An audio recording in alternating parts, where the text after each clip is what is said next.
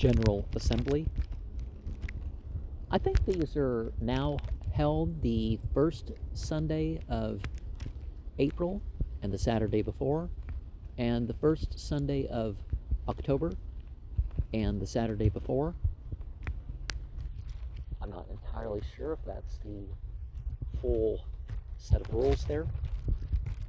At a General Assembly of the Church of the Latter-day Saints, according to previous notice, held on the 17th of August, 1835, to take into consideration the labors of a certain committee which had been appointed by a General Assembly of September 24th, 1834, as follows.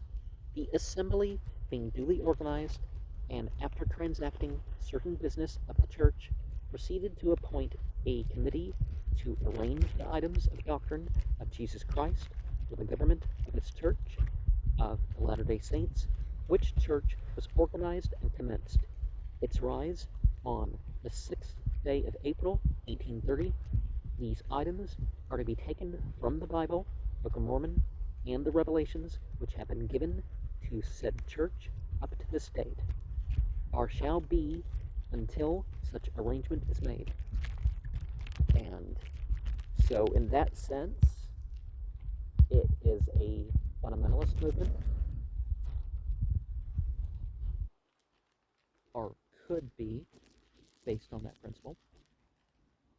Elder Samuel H. Smith for the Assembly moved that presiding elders, Joseph Smith Jr., Oliver Cowdery, Sidney Rigdon, and Frederick G. Williams compose said committee. The nomination was seconded by Elder Hiram Smith, whereupon it received the unanimous vote of the Assembly. Said committee. Now, the committees to interpret would make it more of a conservative faith. Signed, Oliver Cowdery, Orson Hyde, clerks. Wherefore, Presidents O. Cowdery and S. Rigdon proceeded and organized the High Council of the Church at Kirtland, and Presidents W. W. Phelps and J. Whitmer proceeded and organized the High Council of the Church in Missouri.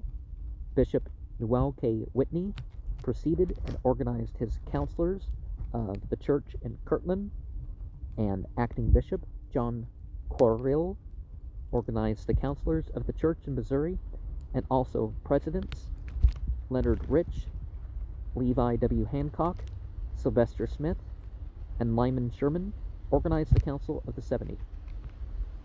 And also Elder John Gold, acting president, organized the traveling elders, and also Ira Ames, acting president, organized the priests, and also Erastus Babbitt,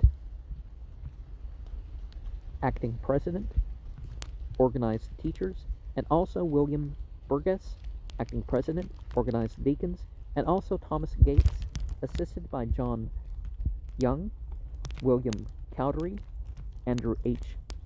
Aldrich, Job S. Lewis, and Oliver Higley as presidents of the day, organized the whole assembly. Elder Levi W. Hancock appointed chorister. A hymn was then sung, and the services of the day opened by the prayer of President O. Cowdery, and the solemnization and the solemnities of eternity rested upon the audience. Another hymn was sung. After transacting some business for the church, the audience adjourned for 1 hour. And there's various talks and stuff given as the time goes on during these conferences. And there's, the different sessions, the morning, the afternoon, all that. Afternoon, after a hymn was sung, President Cowdery arose and introduced the Book of Doctrine and Covenants of the Church of the Latter-day Saints.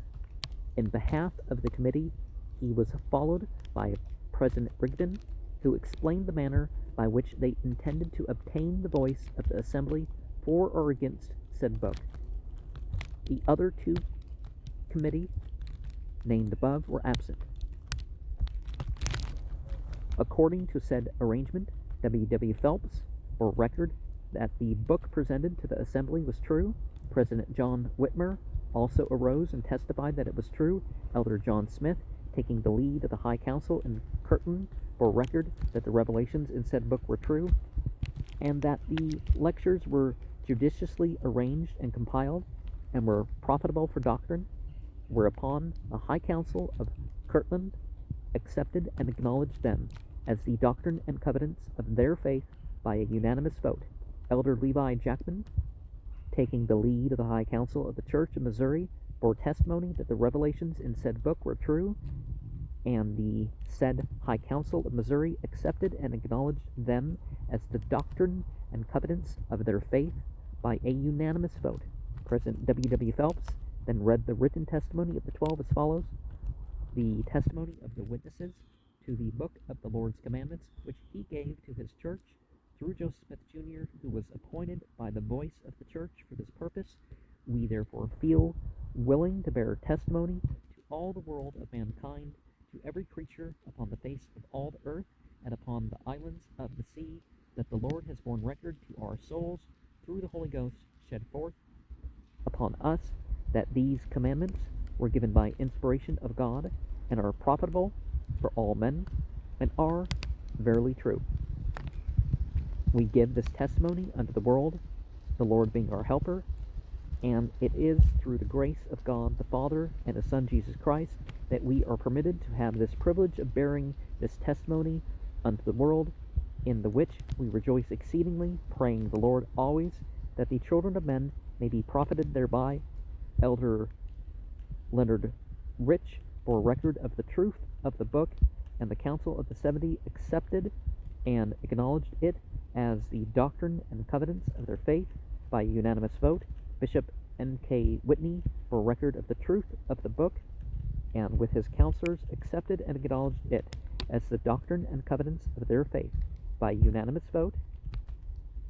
Acting Bishop John Corrill bore record of the truth of the book, and with his counselors accepted and acknowledged it as the doctrine and covenants of their faith by a unanimous vote. The LDS Church is pretty powerful in a way with its way of promoting this unanimous vote, of sustaining. Because if anybody says they're not sustained, well, they're taken aside and talked to and all that.